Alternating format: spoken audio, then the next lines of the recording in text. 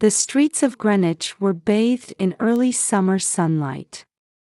In a quiet residential area where young maple leaves swayed in the breeze, real estate agent Olivia Thompson was busy preparing for another property viewing. Standing in a Victorian mansion with over a century of history, gazing at the well-maintained garden, she let out a deep sigh. The perfect family home, she thought with conviction as she completed her final checks. As a top seller at Coldwell Banker, she had built a solid reputation in this upscale neighborhood. However, in her private life, her cautious nature had made it difficult for her to venture into new relationships. Carefully selected clients, a discerning eye, and honest dealings, these were both her principles and her strengths. Her divorce 3 years ago had been a major turning point in her life. Her ex-husband's gambling addiction had shattered their carefully built life in an instant. Yet that experience had made her stronger. Supported by the First Presbyterian Church community, she now enjoyed a peaceful life with her only daughter, Emily. Though she felt lonely at times, she kept moving forward, one step at a time, cherishing the moments with her daughter. "Mom, good morning. I smell pancakes." On weekend mornings, Emily's cheerful voice would echo through the house.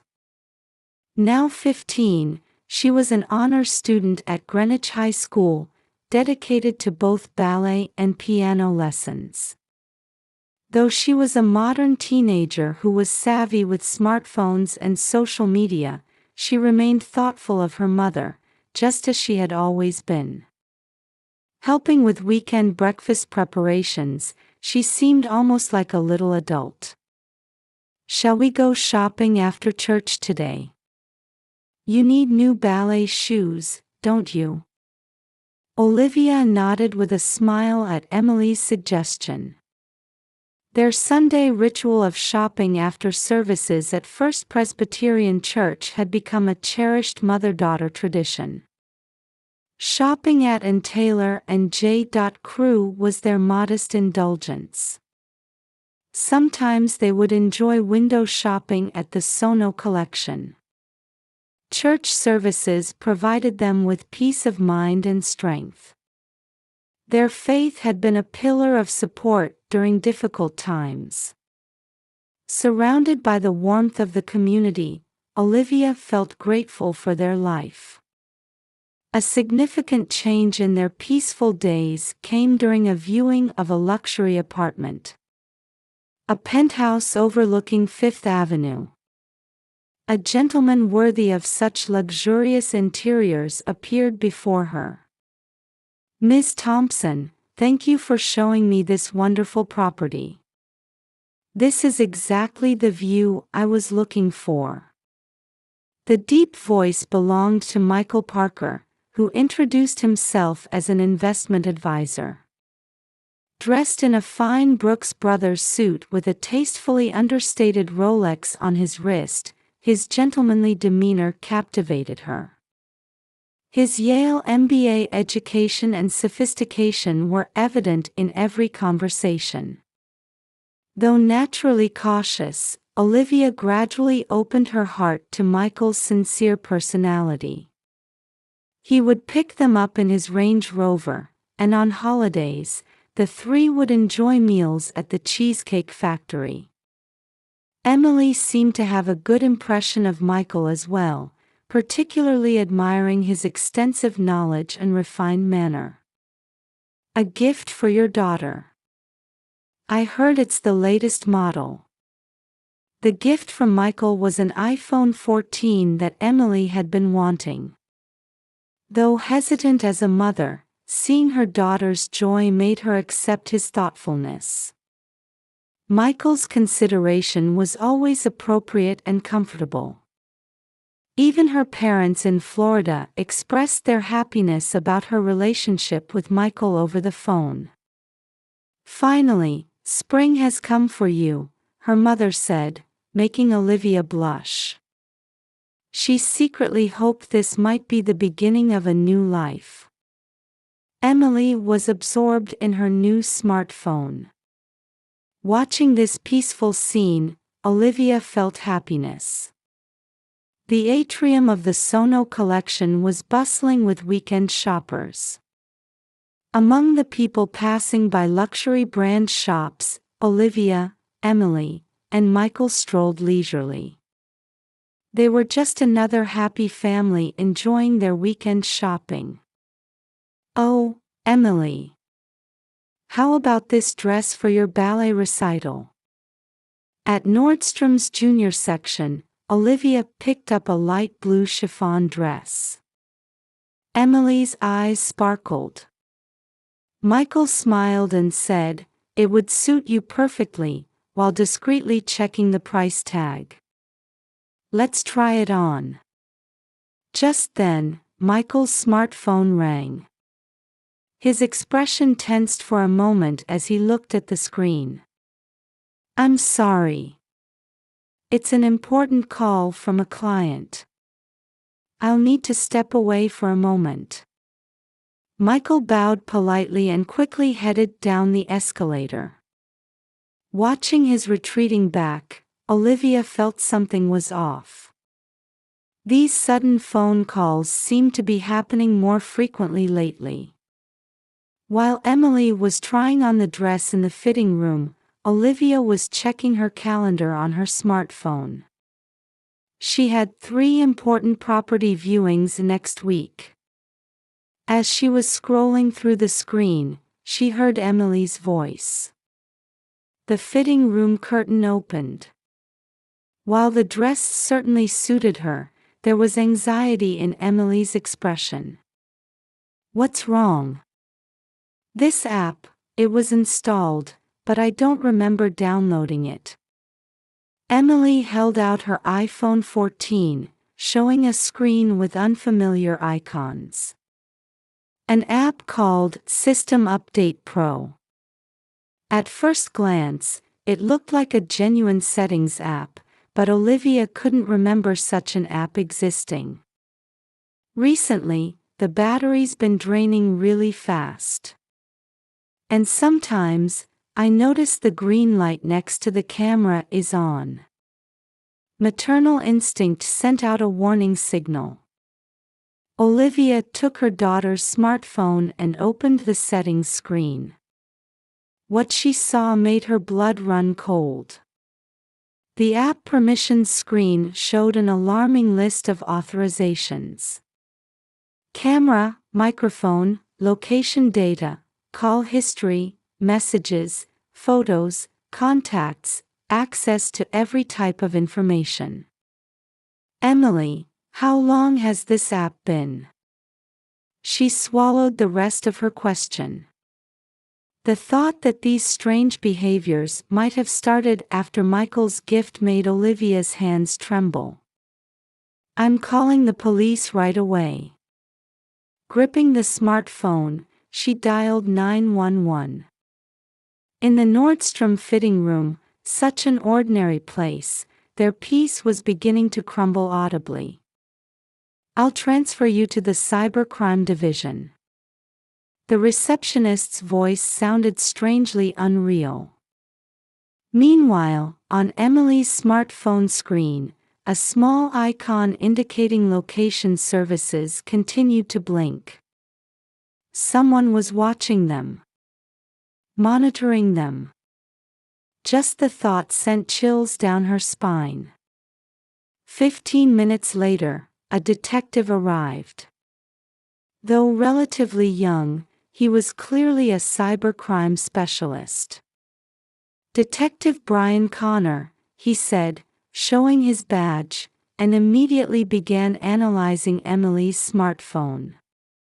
The detective's face grew pale as he looked at the data displayed on the smartphone screen. "I'm very sorry, but we'll need to confiscate this smartphone as evidence.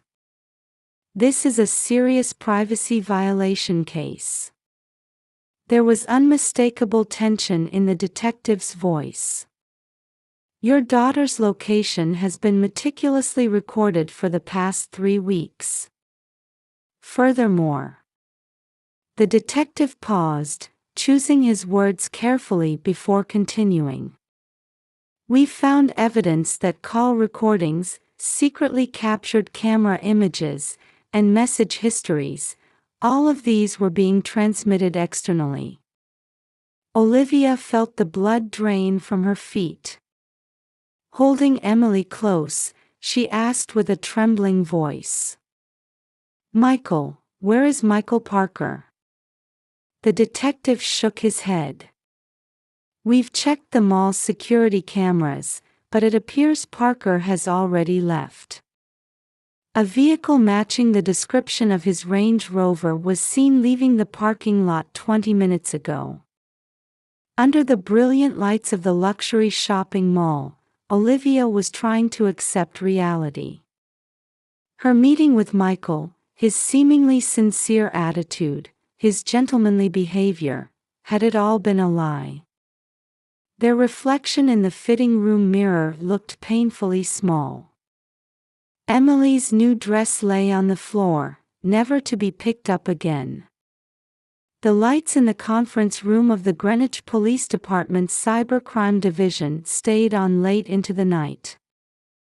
The large screen on the wall displayed data extracted from Emily's smartphone one after another. Olivia held her daughter's shoulders as they watched the footage with bated breath. "We have new information about Michael Parker's identity." Detective Bryan spread out a thick file. False identification using letterhead from a real investment advisory firm, skillfully forged credentials, and his Yale MBA was also fabricated.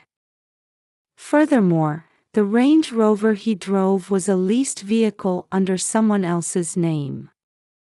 The Brooks Brothers suits were likely purchased through credit card fraud. The atmosphere in the conference room grew heavy. Outside the window, the early summer night breeze rustled through the street trees. "That's not all." Female detective Sarah Martin presented new documentation.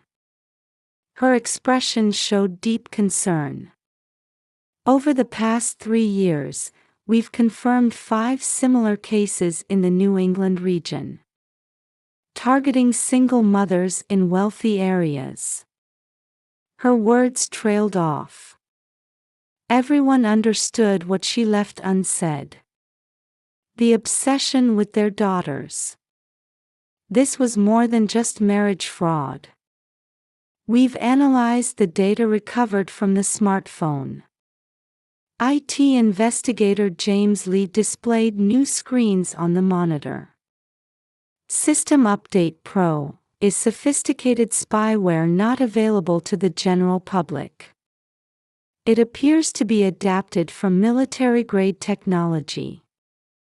Installation requires specialized knowledge. Olivia's memories suddenly became crystal clear. The number of times Michael stepped away to take phone calls. The unnatural length of time he spent checking settings when borrowing Emily's smartphone. All the dots were connecting. These are some of the videos recorded in Emily's room. The screen showed Emily returning from ballet lessons, doing homework, talking on the phone with friends. Every moment of her daily life had been secretly recorded. Olivia held her daughter tightly. The 15-year-old girl trembled slightly in her arms.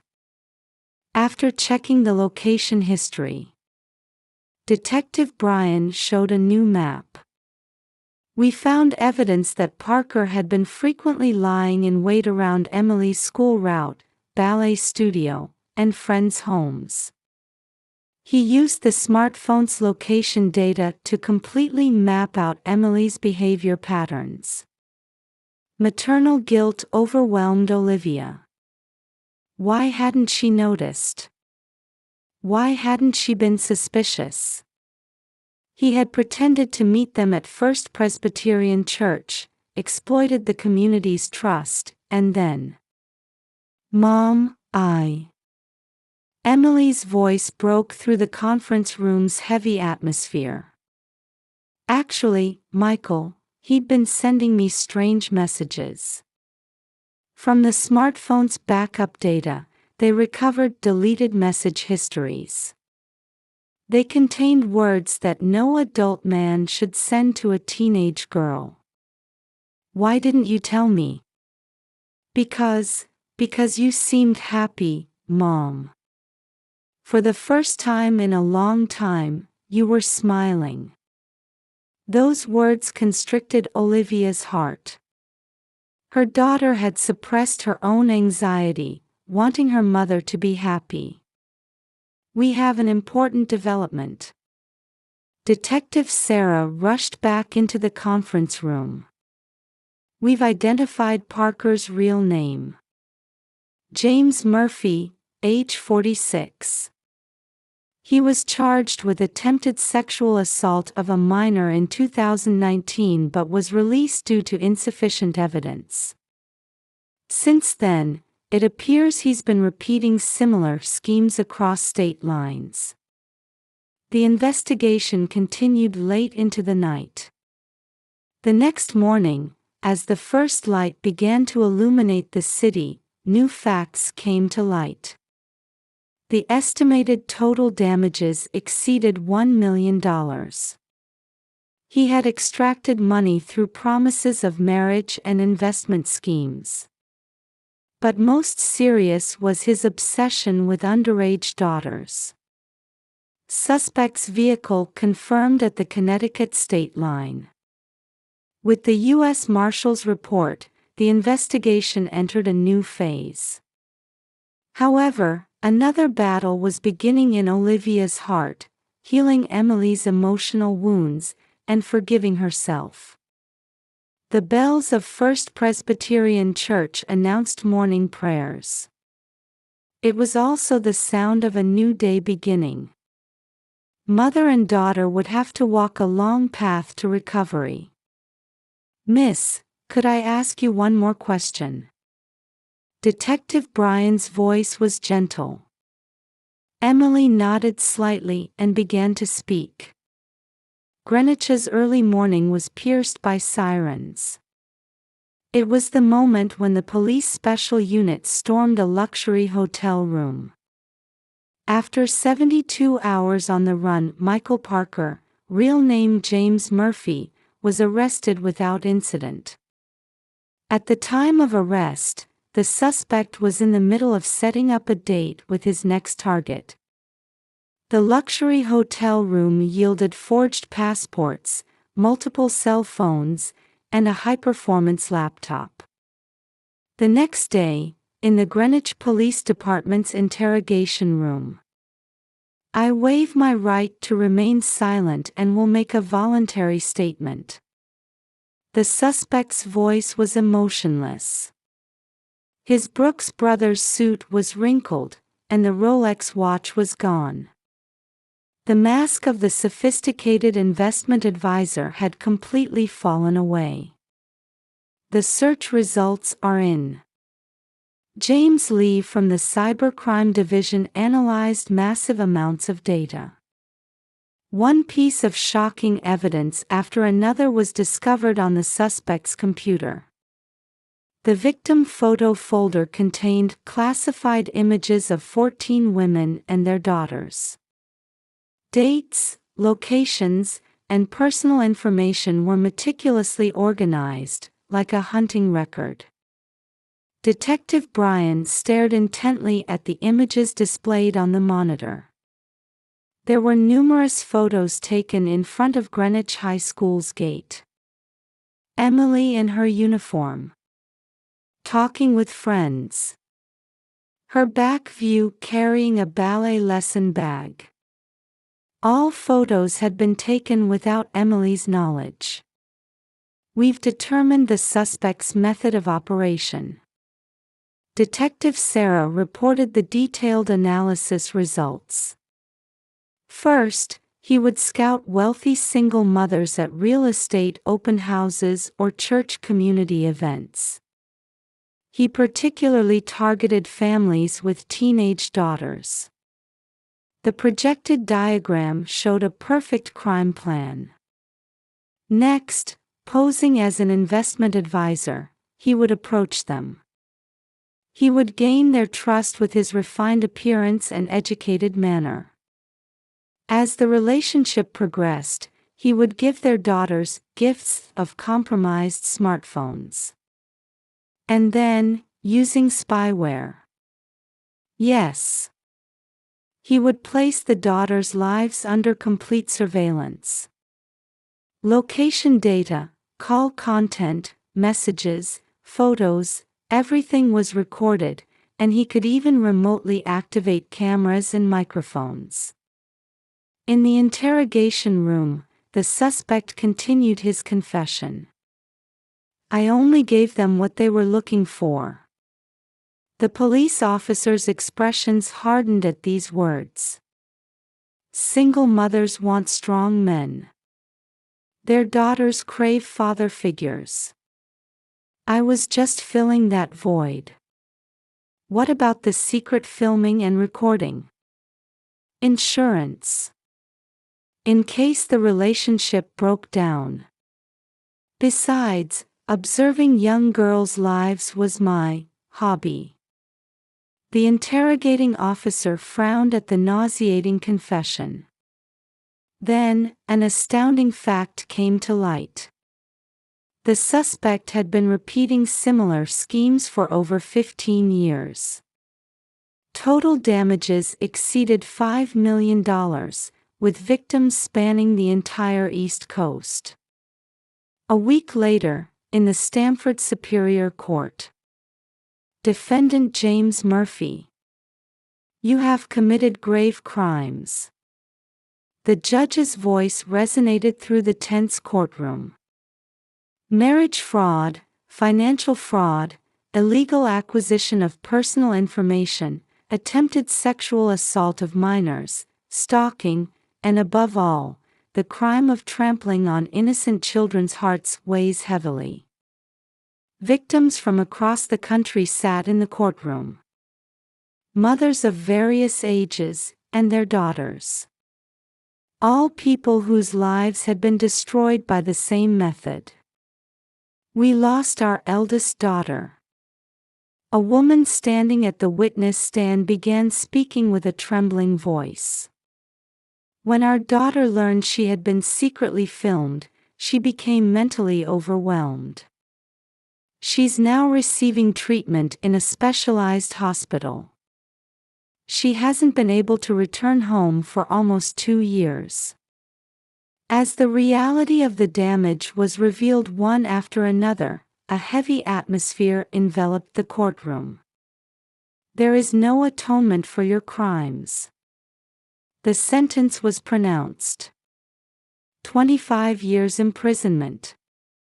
This is the minimum price for the lives, trust, and hope you stole from these people. Olivia squeezed Emily's hand tightly. Members of the First Presbyterian Church community had also come to court to support them. After the sentencing, victims gathered on the courthouse steps. There was shared pain, but also new bonds forming. Let's create a support group. Everyone nodded at one mother's suggestion. So our experiences won't be in vain. For those who might face similar dangers in the future. The evening sun beautifully tinged the courthouse spire. It looked like light announcing the end of a long nightmare and a new beginning. Then Emily said in a small voice. Mom, we'll be okay, right? Olivia nodded firmly. The wounds were deep, indeed. But mother and daughter had the strength to overcome them together. with the church community and their newly found friends. Christmas was approaching in Greenwich. Winter sunlight gently filtered through the stained glass windows of First Presbyterian Church. Almost 6 months had passed since the incident. And we were never alone. Olivia's voice from the pulpit resonated in the hearts of those gathered in the church. It was an awareness meeting about protecting children from cybercrime. As part of the Victims Association's activities, she was sharing her experience. Today, my daughter Emily will speak in her own words for the first time. The 15-year-old girl stood at the podium with a nervous expression. I was scared. But I was more afraid of ruining Mom's happiness. Mothers of various ages had gathered in the venue. Many had teenage daughters. But now I understand that family bonds can never be broken. And that we weren't to blame. Warm applause erupted from the audience at Emily's words. Detective Brian, who had handled the investigation, sat in the front row. After the meeting, the Victims Association held their regular meeting in the church's fellowship hall. Faces of fellow members from across the country appeared on a large screen via Zoom. A similar case has occurred in Florida. In New Jersey, they've begun discussing new legislation. The California chapter is planning to hold seminars in high schools. Their activities were steadily expanding. I have an update, Detective Sarah reported on the latest situation. Murphy is showing problematic behavior in prison. Unfortunately, his prospects for rehabilitation appear low. However, the victim's recovery was progressing steadily. Emily's painting won a prize at the school art exhibition. Olivia proudly presented her daughter's work. It was a watercolor depicting a mother and daughter walking hand in hand, gently wrapped in light streaming through the church's stained glass windows. Emily's counselor is very pleased with her progress. Certainly, the scars wouldn't disappear easily. But mother and daughter were moving forward one step at a time, supporting each other. How are you doing with the new phone? After the meeting, mother and daughter walked through the church garden. Emily held her new smartphone with enhanced security features. She had naturally adopted safe usage rules. Good. I'm keeping my social media personal information to a minimum. In the middle of their conversation, a phone call came in. Mrs. Thompson, CBS News is requesting an interview. It was from the Victims Association's PR representative. A national network was planning a special feature on protecting children from cybercrime. Mom, can I appear too? Emily's eyes sparkled for the first time in a while. I want to tell everyone that they don't have to be afraid. That there are always people they can talk to. Olivia embraced her daughter. Their former nightmare was now becoming a light to save others. The church bells chimed 3 o'clock. Mother and daughter began walking hand in hand as maple leaves danced in the air. Hey Mom, let's spend Christmas just as a family, like always. Yes, that would be lovely.